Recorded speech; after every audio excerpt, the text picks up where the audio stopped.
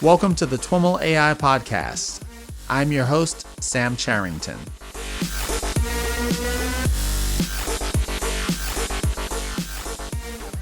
All right, everyone. I am on the line with Sanmi Koyejo. Sanmi is an assistant professor at the Department of Computer Science in the University of Illinois, just a couple of hours away from where we are here in St. Louis. Sanmi, welcome to the TWIML AI podcast. Thank you. It's a pleasure to be here. It is great to have you on the show, and I'm looking forward to learning a bit more about your research. Let's start out as well. Absolutely. Let's start out by having you share a bit about how you came to work in ML and AI. Sure. So a reasonable place to start would be Brown Grad School, where I was interested in working on physical layer communication systems. As time went on, I got more and more interested in intelligence built into those systems, and I started working in an area known as cognitive radios. Over time, I spent more and more time thinking about the intelligence piece and maybe less on the communications piece. And eventually, I started working on machine learning as my main area of research. So by the time I finished my PhD, I switched advisors and worked in a different area. And specifically, I was looking at probabilistic models, Bayesian inference, and related topics. My thesis focused on what is known as constrained or regularized Bayesian inference. It's a style of probabilistic inference where you add part of your prior structure is built into the inference algorithm and not just as part of the sort of prior specification. So it's an interesting thread. From there, closely to my PhD, I started to work with cognitive neuroscientists. And so I got interested in cognitive neuroscience.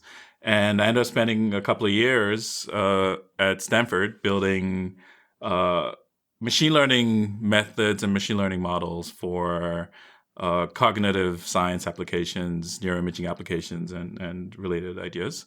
About 4 years ago, I started here at Illinois. And I think of my research broadly as adaptive and robust machine learning. My research is quite broad. So I work in a bunch of different areas. I still work in cognitive neuroscience and neuroimaging a bit and building machine learning tools for those applications.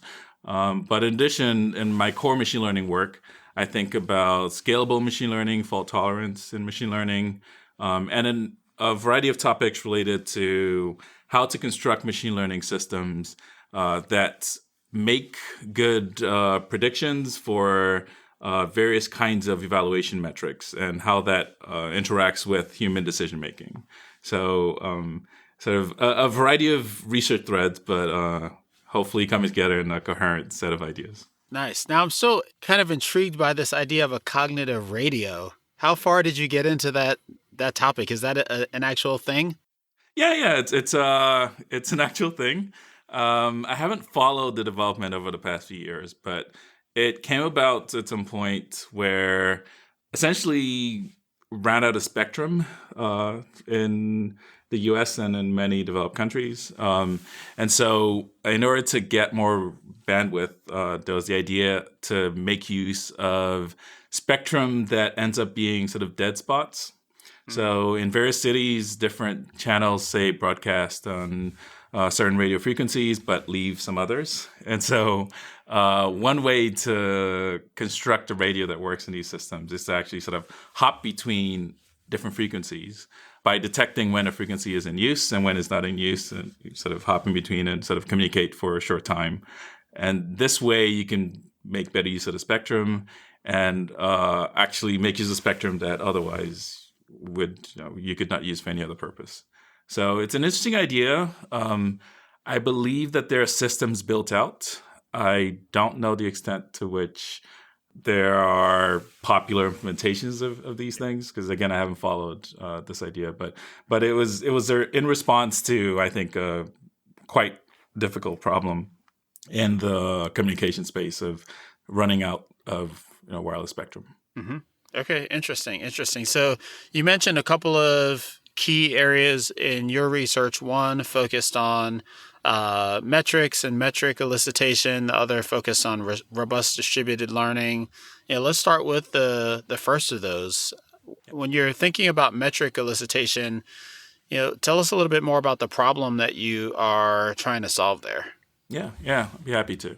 So it's a bit of a history, so it's probably worth taking us half a step back and giving you some context. Sure thing. So the way I like to think about the problem is roughly when you build a machine learning system and you're interested in using the machine learning system for decision making, many real-world decision-making tasks are actually quite complex, and they involve trade-offs between different factors.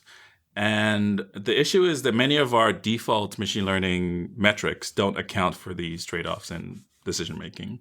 And so at some point around, it's now been a few years, but I think around 2014 or so, I got interested with, at the time, my postdoc advisor, Pradeep Ravikumar, in thinking about how to construct machine learning models that could optimize complex metrics. So think of, in fact, there are lots of great sort of common examples. So in information retrieval, popularly people use what is known as the F measure.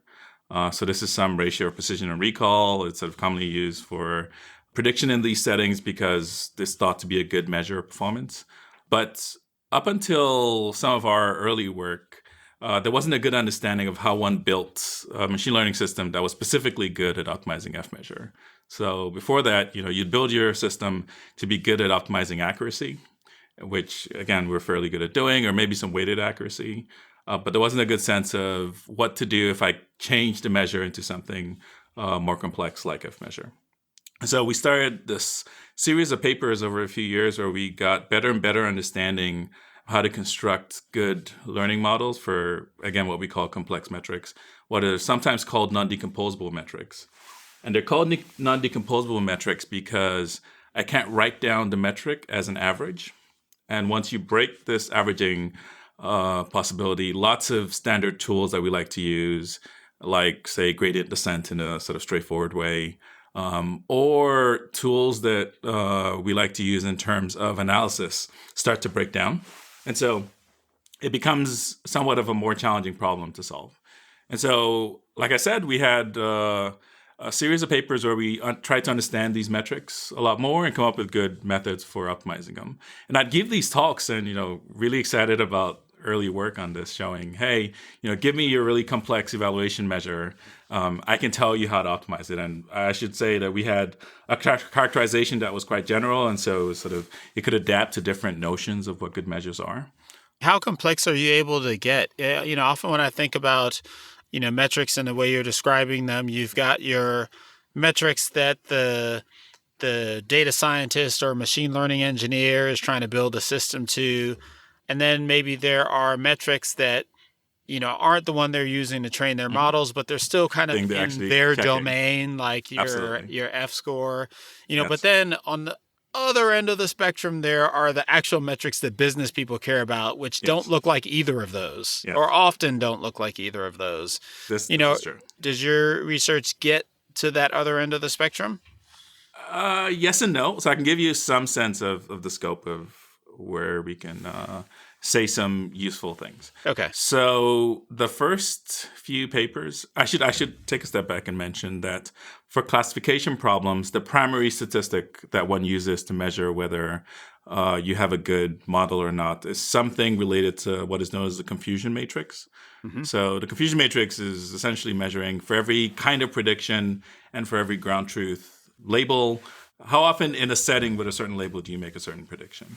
So I look at the average times I say predict 1 when the ground truth is 1, and this gives me some number, which is the confusion matrix for 1, 1. Or I can do this for 1, 2. How often do I predict 2 when the ground truth is 1? Or how often do I predict 3 when the ground truth is 1? And all combinations of this for, say, a multi-class classification problem. So with K classes, I end up with a K-squared confusion matrix for every pair of ground truth and prediction. So initially we worked on linear combinations of the entries of the confusion matrix. So you could imagine, for instance, that predicting 3 when the ground truth is 1 is more expensive than predicting 2 when the ground truth is 1. And ideally, you want to predict 1 when the ground truth is 1. We're kind of familiar with this kind of scenario when we, in its simplest form, like false positive and false negatives, exactly. and So some in the binary applications. Case, it's exactly those, yes. Yeah. I went to the more general multi-class case, but I think the binary case is enough for illustrative purposes. So in the binary case, it's true positives, true negatives, false positives, false negatives. Thanks for pushing me in that direction. So initially we worked through, say, linear weighted combinations of this. Mm-hmm. Eventually we got to ratios of linear things. Which matches captures things like F measure. So you can write metrics like that as ratios of linear things. Now we're at the point where we can pretty much do sort of any function of the confusion matrix, and we can come up with what is known as a consistent estimator. So some estimator that we know will have good large sample properties. So some learning algorithm where I can come up with a learner or an optimization process that I know will have good behavior in terms of optimizing for some arbitrary function of confusion matrix. So how far does this go to real-world metrics? We think it goes reasonably far, but it's clearly once you get to real-world settings, many of the things you care about are not always captured by the confusion matrix or cannot be reduced in that sort of simple way. Though many are. So many things are just weighted forms of some weight attached to different kinds of mistakes. So as long as you're sort of roughly in a setting where the thing you care about is statistics of mistakes and weighting on those, or even sort of arbitrary functions of those, they're pretty good algorithms now that based on work that I and others have worked on to build good algorithms for optimizing these. So, like I said, or as I was going to say, I would give these talks being excited by this line of algorithms and saying, hey, we can do any metric you like. And you get the feedback, well, now you've made it clear that there are lots of different ways to measure what performance is. Well, which of these should I use? So it's quite unclear. Now, once it's clear that there are many ways of measuring performance, it becomes trickier to think of or to pick which one is best suited to a certain setting. And so the idea of metric elicitation, which is where we ended up with, is trying to turn the problem on its head and trying to ask, can I elicit good metrics by interaction with experts or with users or with panels of experts? So are there strategies I can come up with that can interact with an expert to figure out what measure is a close approximation to how they're determining trade-offs or value of different kinds of predictions. And so the idea is that if we can do this well, then you can optimize for that metric. And more importantly, this metric is transportable. So I could change the class of models I'm optimizing. I could change the data distribution. I could change the setting in some ways. But as long as it's capturing the expert trade-offs, then this is a good way of measuring good performance. And so this is something that I can use as I change the settings. So the example I like to give is the simplest example I think that maybe illustrates the idea of elicitation is in a healthcare setting where, say, a doctor was interested in constructing an automated health decision-making system. And so the doctor is an expert. They have some notion of how expensive, say, for a certain set of measurements, how expensive it is to, say, misdiagnose. So miss a diagnosis when there's actually sort of some disease there, or overdiagnose somehow. So like predict or say that someone has some disorder when they actually don't. And so the actual trade-off depend on, say, the costs of treatment and maybe sort of potential side effects and sort of all these other considerations. But if you think about this as a decision-making problem, you can imagine that you could sort of compress everything down to there's some cost to making a prediction in one direction, some other cost making a prediction in the other end. Often going from this intuition idea to a concrete trade-off function is hard. If it was easy, then one could sort of then construct models to directly try to optimize the doctor's trade-off function. But it's hard to do in real settings. Mm-hmm. And so what the idea of metric elicitation is to come up with a strategy to interact with, say, the doctor as an expert And based on this interaction, actually pinpoint the right trade-offs that should correspond with their preferences. And then you can optimize those preferences directly. And if you're constructing sort of downstream models.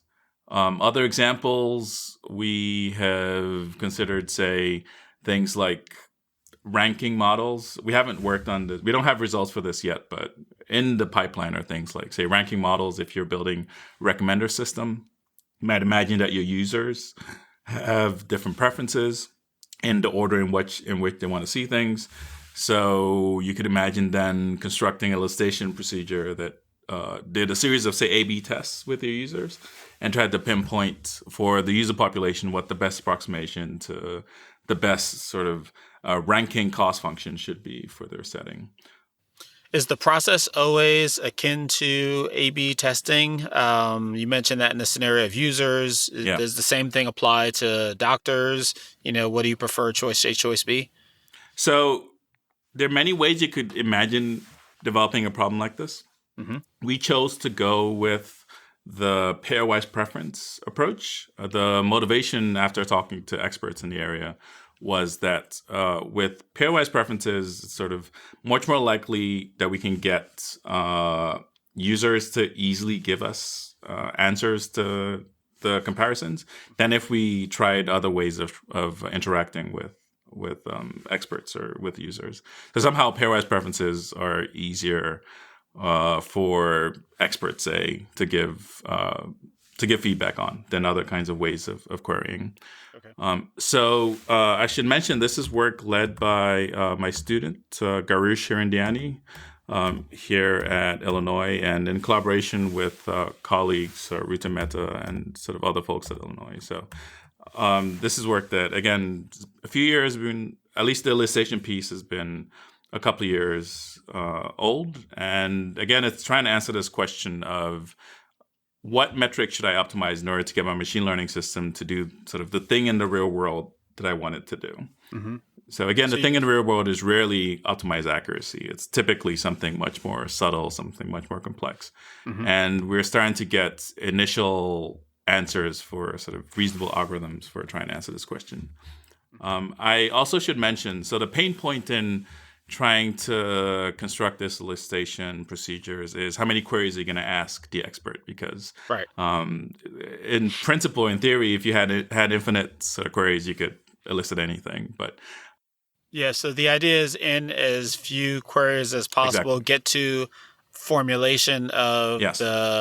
your metric that is as accurate as possible, or it matches Yes. as closely to what the expert would. Do you define it as kind of produces a classifier that most closely matches what the expert would predict? Like, how do you tie it back into the metric of the classifier? I think you're talking about evaluation, which Yeah. is tricky in these problems, as you might imagine. But the conceptual target is to get the best approximation to the trade-off function that the expert is using.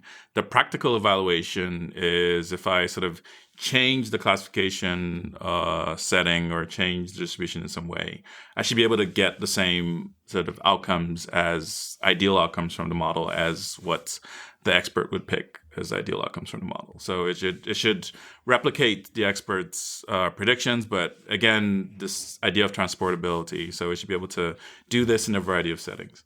Mm-hmm. I should mention it's quite close. Metric elicitation is not that far from ideas like inverse reinforcement learning. Mm-hmm. So again, there's a whole literature, primarily in the reinforcement learning world, where there's a lot of focus on learning good reward functions, and sometimes by learning this good reward functions by interaction with humans. In some sense, we're solving a easier version of the problem than what the RL folks are trying to solve. We take advantage, though, of a lot of additional structure that comes from the classification version of the problem, which is most of what we're focused on so far. So we can get sort of much stronger results, much better algorithms than often what could get in the sort of much more general reinforcement learning setting, because you don't have to think about sequentiality of sort of in the same way that an RL setting would have to reason about. One issue also I should mention is in inverse reinforcement learning in particular, there's not always a focus on actually getting the reward function right. So to your point earlier, often the focus is on replicating behavior, not necessarily getting the reward function right. So in this, say, driving setting, I want to be able to drive the same way that the human drove, where the human is the expert. So get me the reward function that does this the best in this setting. Not necessarily in these settings. Sometimes there's not a focus on, say, what happens if I change the environment a little bit. And so now the reward function has sort of so tuned to the original setting that it doesn't work as well in the new setting.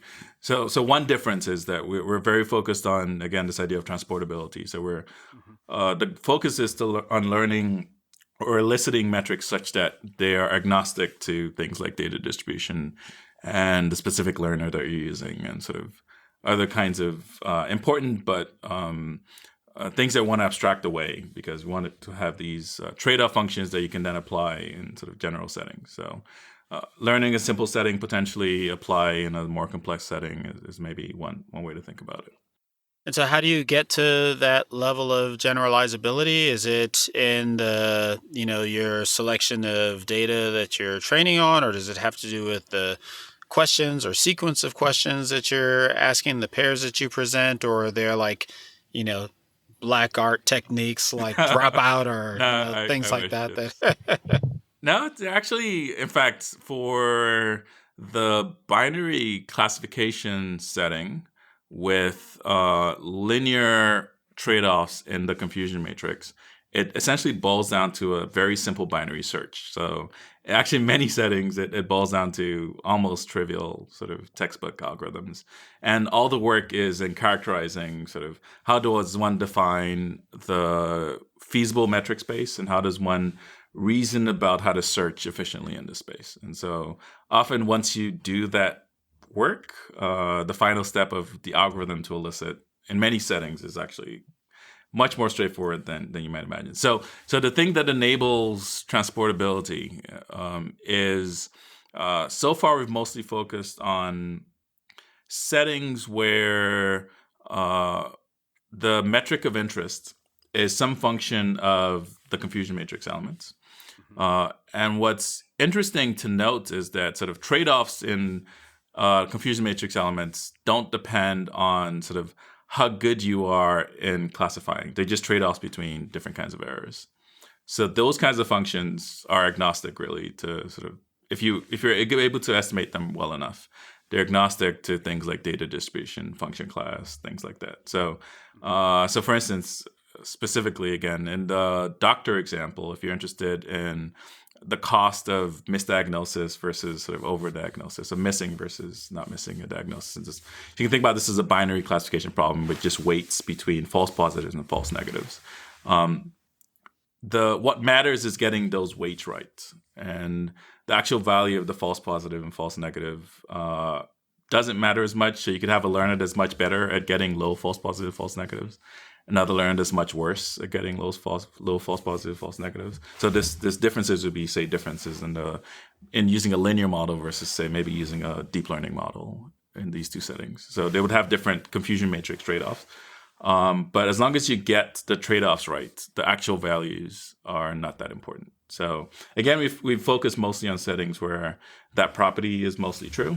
In classification, this is most often the case if you're focusing on functions of the confusion matrix. So it comes up sort of naturally based on the problem definition that we're interested in. And are there any properties that arise that relate the, for example, the number of pairs that you have to present to the dimensionality of your confusion matrix or something like that? Absolutely. Yeah, so it roughly grows about linearly with the size of the confusion matrix. So to get roughly the sort of conceptual or theoretical claim is to get a certain error accuracy, the number of queries that you need scales roughly linearly with the sort of size of the confusion matrix. At least I should say that this is true for linear and ratio of linear things. If you're doing more complicated function classes, other terms start to show up. So for linear things, it mostly scales linearly with the size of the confusion matrix, which is, again, sort of number of classes squared. For ratio, you sort of have an extra factor of 2 there, but again, order-wise, it's mostly linear. If you go to, say, polynomial functions or something more complicated, then it scales roughly that earlier sort of size of confusion matrix plus or times some term that depends on the order of the polynomial. So roughly that order. So you pay some cost for more and more complex types of score functions. There's some other discussion, which we've been trying to reason through, about how complex does your sort of score function space need to be to capture human preferences appropriately. I think that's an important question that we haven't answered, and I think maybe not that many folks in the field have maybe thought about very carefully. In fact, we've been working a bit on actually reducing the complexity from even linear, because some of the, say, psychology literature suggests that we mostly focus on sort of a few features as opposed to, say, arbitrary trade-offs between things. And so potentially the space of metrics is even lower dimensional than, say, linear in some large confusion matrix space. Again, there's some interplay between human-computer interactions, sort of psychology, a bit of algorithms, a bit of machine learning. So it's an interesting set of problems and an interesting space for us to work in, because it's sort of quite unique within machine learning to have all of these problems come together. But we think it's an important set of problems because we think it addresses core problems, particularly in practice, when folks are trying to design systems and they have either a specific rough notion of what good systems should look like, but accuracy is not cutting it, or they're interested in some downstream measure that might involve, say, interaction with users. And again, potentially accuracy isn't getting them the results that they want. One area that we started to look at that is quite exciting as an application area, again, it's early days, but I thought I should mention this, is thinking about elicitation in the fairness space. So in machine learning fairness, it's very clear that different measures of fairness end up with different notions of trade-offs between how you treat different, say, subgroups. I'm thinking primarily about, say, statistical or group fairness in this case, but similar ideas hold for other notions of fairness as well.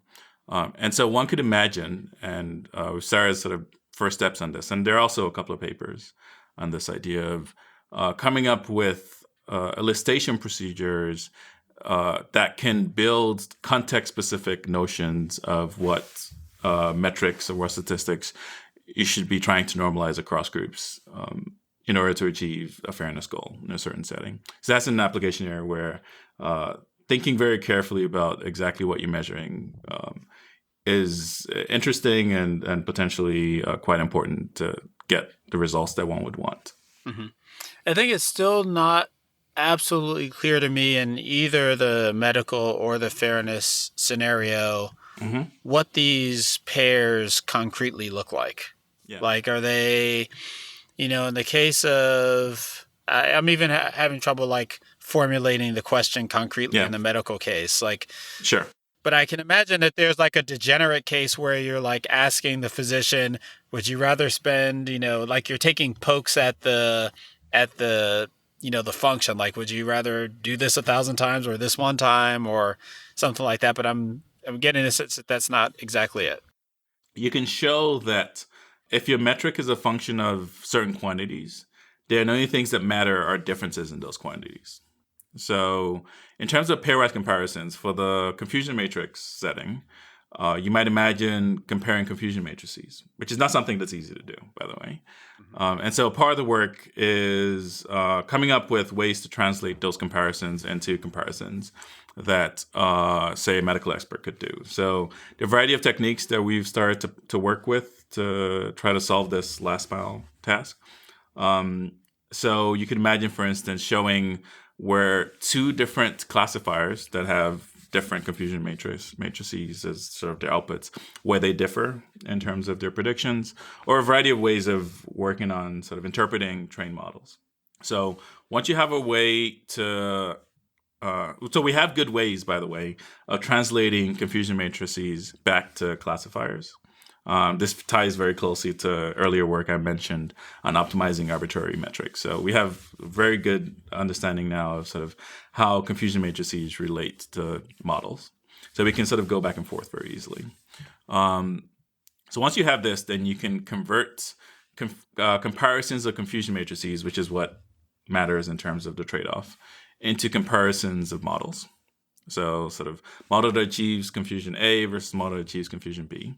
And what the expert needs to be able to do is tell us their preference between model A versus model B, some sequence of times. And we choose the sequence of comparisons in such a way that after a few queries, we can pinpoint the trade-offs that best capture how they're weighing different kinds of errors in the confusion matrix, for instance.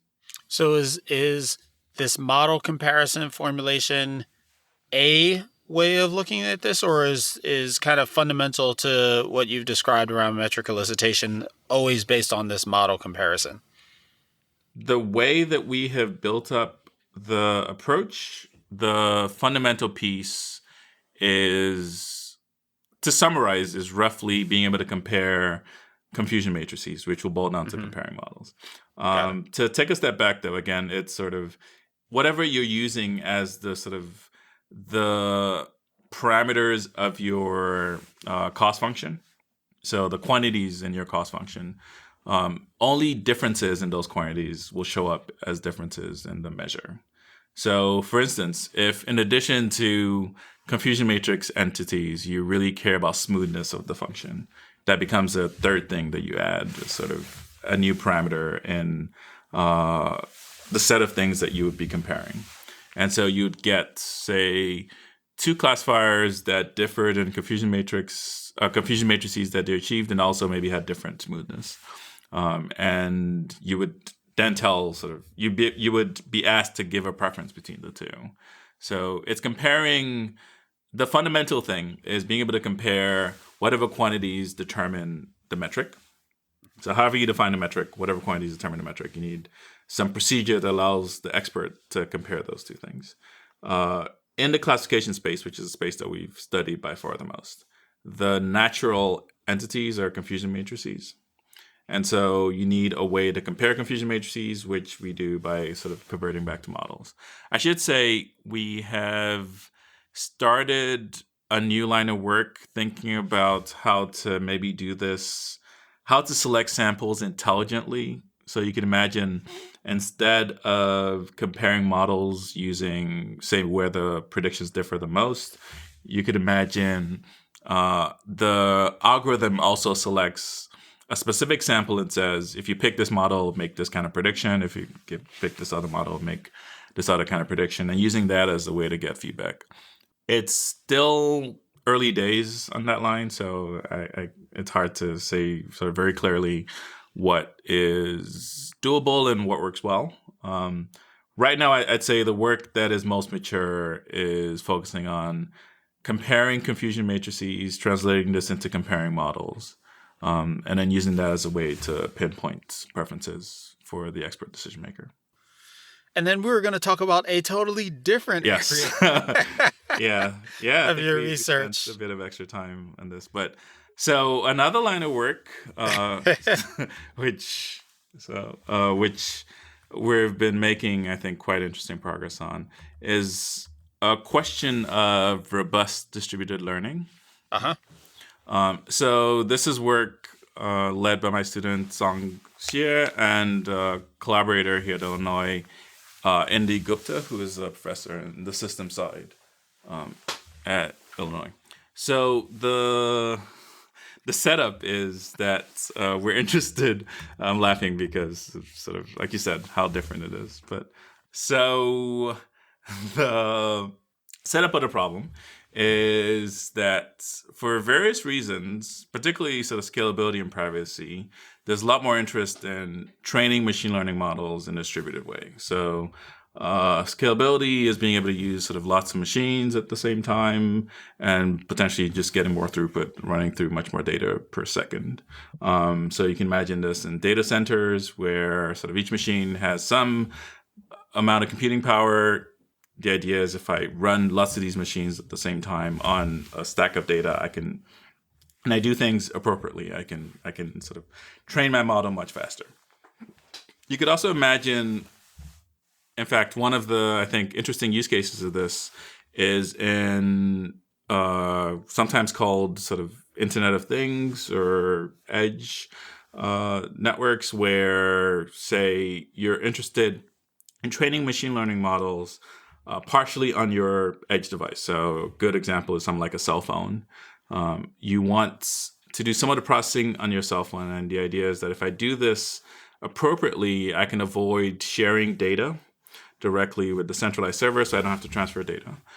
This might win in terms of communication, and if I do some extra work, I might also get a win in terms of privacy. So I can actually protect the user's data from sort of easy snooping, but still get the benefits of training a big machine learning model across lots of devices. So that's sort of the general setup of, again, distributed machine learning in general. Mm-hmm. So one unique problem that shows up in distributed machine learning is that once you distribute your machine learning process, you've made the system much more vulnerable to failures of various kinds and potentially to explicit adversarial attacks. So failures, if you have 10 computers, so any one of them could potentially fail at some point. You could have communication issues. So just, some network thing fails, and within an optimization loop or between a training loop. And so because of that, if your modeling and your optimization process is not robust, you could imagine potentially breaking the whole training process. The worst case version of this, and this comes from the systems literature, is known as Byzantine attacks. This is the idea that you want to protect your overall system against the worst case setting where an attacker takes over some subset of machines and does whatever they want in those subset of machines. So they could, for instance, try to poison data on those machines, or try to send wrong information back to the rest of the system, or whatever else. And in Byzantine machine learning or Byzantine robustness, the focus is on, typically the idea is the attacker is doing this as a way to break the system. So if they can send the wrong information, if you like, they can get the model to converge to whatever they like and sort of get arbitrarily bad behavior in your system. Mm-hmm. And so what we're interested in are strategies, one, for just better distributed machine learning as nominally as our initial target, and just coming up with better optimization strategies, both for standard distributed learning and also this idea of what is generally called federated machine learning. This idea of, again, training machine learning systems in a distributed way without sharing, say, gradients or sort of sharing information at every setting. You said without sharing gradients, or? The idea in federated machine learning, very close to what is sometimes called local SGD, is that each device runs several steps of gradient descent on their local data. And instead of sharing gradients at every step as you would do in a standard distributed setting, they would share model parameters after a certain amount of training on the device. So again, if you do this plus a few extra steps, you can get privacy, you can get much lower communication overhead. If you allow for machines to come in and out, then you get something close to, say, what the Google system, federated learning system does, where they can train, say, next word prediction models on your cell phone without actually sort of transporting your text data all the way to Google servers. So you can get privacy, you can get some robustness, but you can still get sort of reasonable performance, hopefully close to what you would get if all the data was in the same place. There are a variety of strategies, but the rough idea is again, targeting this distributed optimization in a way that hopefully replicates something close to centralized optimization. Most of our work has focused on the setting where there's a server somewhere, and the optimization or the learning setup is that the workers communicate with the server every few rounds. So either, again, using gradients or using models, if it's either federated or standard distributed settings. And so there's a simple strategy, actually, that was quite popular when people started getting interested in robustness in distributed learning systems. So the idea was, well, mostly federated averaging, which is the standard method for sort of federated machine learning, or even standard distributed learning. Most of the methods work by averaging the gradients at the centralized server. So the workers do whatever they do for a few steps, one or k steps. They send some information back to the server averages it, and that becomes the information that gets sent across. And so the idea initially was, well, we know how to do robust averaging. So if the potential failure point is this average of lots of different sort of model parameters across devices, and there's the potential for some of these model parameters to be incorrect or explicit attacks, then we could do robust averaging. And if you do robust averaging, then you avoid the possibility that one of these devices can lead your model in sort of the wrong direction, so that oversteps, have this, what is again known as Byzantine behavior. So get you to arbitrarily have a bad estimate or a bad model parameter by sort of optimization failure. So a lot of the early work in this area focused on trying to come up with or use robust ways of computing averages. So they replaced, say, the mean with the median, which is known to be robust to sort of lots of outliers, and other more sophisticated schemes. So there's a trimmed mean approach where you throw away the sort of largest and smallest elements in your average. It's a few other more sophisticated. There's crumb, which is quite popular as a way to do this sort of robust averaging. What we showed last year is an interesting behavior, which I think was not obvious when I think folks were first thinking about this problem. So it turns out that you can construct a sequence of sort of bad model updates such that the mean remains close, but the model parameter diverges over optimization steps. And the issue is that sort of the mean being close is not the same as sort of the optimization direction, for lack of a better term, going in the right direction. So I'll try to explain this in the sort of standard distributed learning case. I think this is where it's maybe clearest to see. So in the standard distributed learning case, all the workers compute gradients on their local data. They send the gradients to the centralized server. Centralized server computes the average of the gradients and sends this back out to the workers. And this average of the gradients is what is used for sort of the next step of gradient descent. So again, the original papers tried to just compute this average gradient in a robust way to avoid failures. So again, if some steps of the workers were sending wrong information, as long as you use the robust average, the mean will be close to the sort of original mean, even if there were a few failures. Mm-hmm. But it turns out that if I'm running gradient descent, I construct gradient updates such that the means are close, but the direction of descent is actually, if you like, even opposite from the direction that it should be going.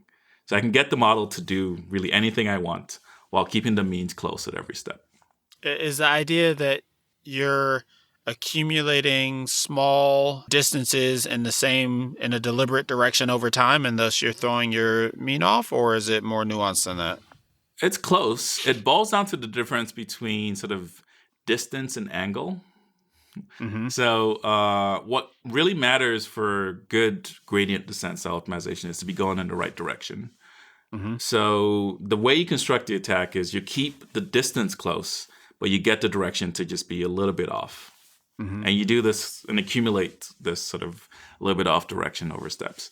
And so you can get the model to do really whatever you want in this distributed setting. So there's a paper, I believe it's in UAI last year where we show this. Yes, UAI 2019, called Fall of Empires, Breaking Byzantine Tolerant SGD by Inner Product Manipulation, where we essentially break all of the existing methods for trying to do robust distributed learning by computing robust averaging. Does the paper demonstrate that in a scenario that is real world-ish to some degree, that the attacker has enough information to actually execute the attack? That's a great question. So the setup in a lot of security work, and very definitely in the Byzantine world, is that you try to protect against the worst case with the hope that if you get the worst case, then you get easier cases for free, including, for instance, benign cases. So things just fail and turn off. Yeah. So the focus intentionally is not on what is easily replicable in real world settings. It's on if the attacker had full knowledge of everything and could do whatever they want, what could they do? And can I come up with a procedure that's robust to the thing that they could do? Yeah. And it is that if you're robust in the setting, then you get easier settings for free. And it's typically the way a lot of security folks I think about sort of security design is, can I be secure against worst case behavior? You could argue, I think, reasonably that sometimes it's a bit of overkill. But again, the idea is that if you get this, you get easier cases for free. And luckily in machine learning, in distributed machine learning, there's lots of interesting things we can say. And actually, importantly, you don't lose that much in terms of sort of overall training performance. So we have both theory and lots of experiments showing that if you do reasonable things, you still get reasonable training performance, not that far from what you'd get in standard settings. In fact, I'd say more specifically, if there are no failures, you get something very close to training in a standard way. If there are failures, you can show that many of the failures would break the standard training system. You can still train and get good results, though you converge slower than if you were in a sort of completely benign setting with no failures. So you pay some cost, but you pay a cost that sort of allows you to actually get results compared to settings where, again, if there was an attack, you would just be completely vulnerable. And so what's the nature of the approach? So one of the approaches that we found very effective is a bit of a twist on the problem, but I like it because I think it's clever. So the idea is to use a validation set. So what we do is we assume that the centralized server has access to an additional data set that's separate from the data sets trained on, that the workers are training on. And so what we do is in every step, you use your centralized data set to check whether the gradients that you're getting are helping you optimize better or not. So are they pushing the model in a direction that's sort of minimizing validation error, essentially? So it feels like cheating, but maybe I can argue that it's not in several ways.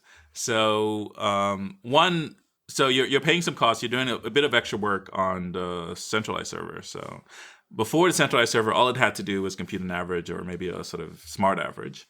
Now the centralized server is doing this extra work of checking whether you're making some progress or not based on the gradient that you got.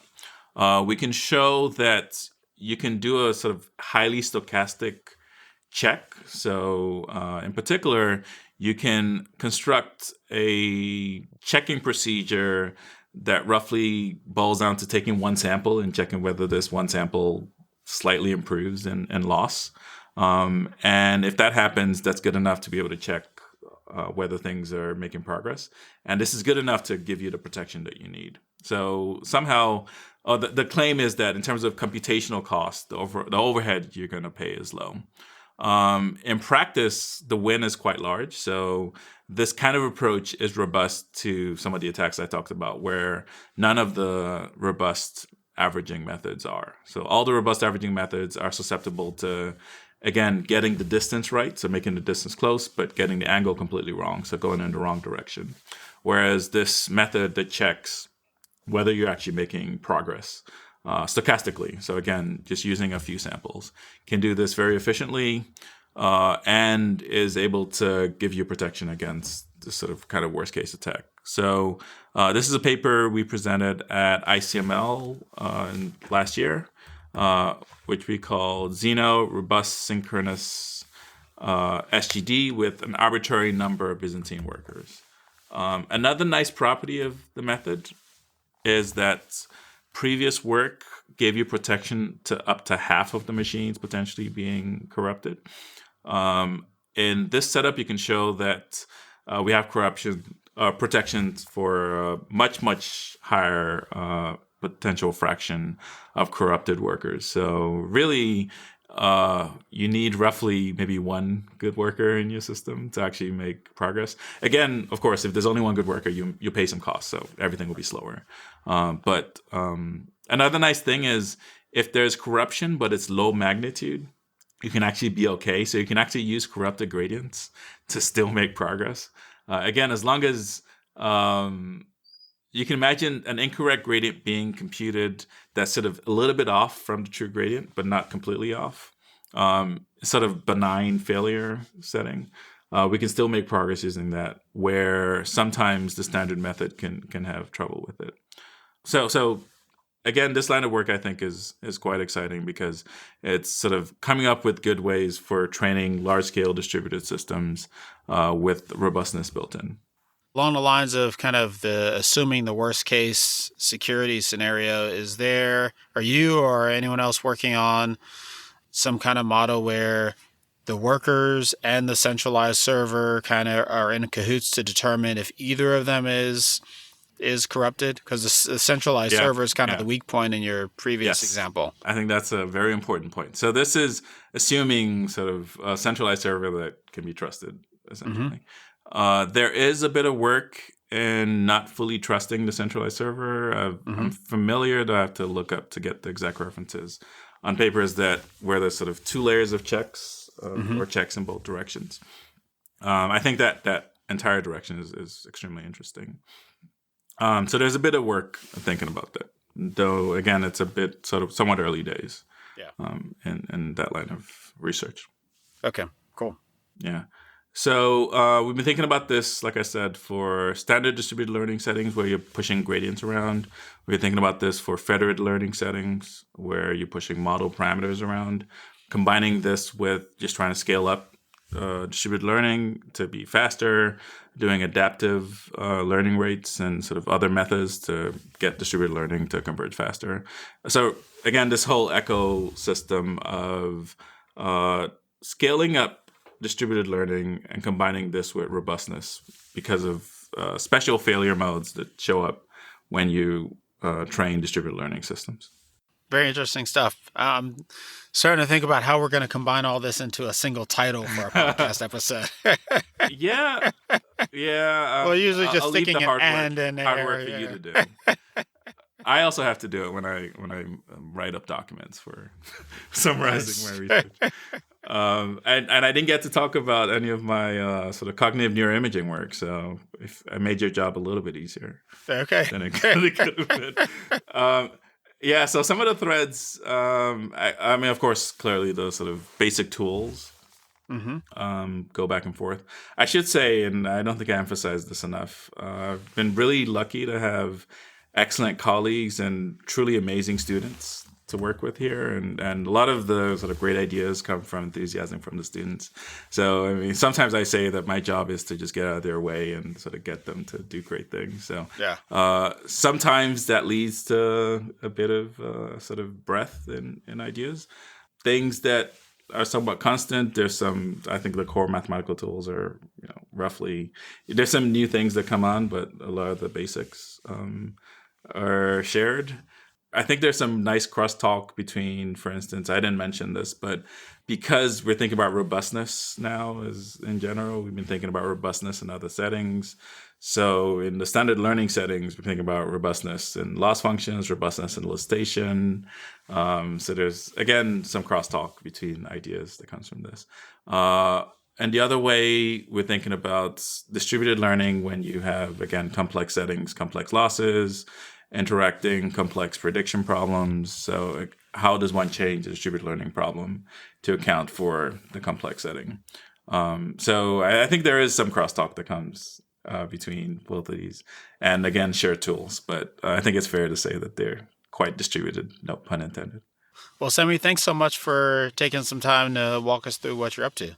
Yeah, it was a pleasure. Thank you for your time. And I'm glad to have some time to finally chat with you. I think we tried to set this up for some time. So yeah, absolutely. I'm glad we had a chance to go through this. It was a pleasure. Absolutely. Same. Thank you. All right, everyone. That's our show for today. For more information on today's show, visit twimlai.com/shows. As always, thanks so much for listening, and catch you next time.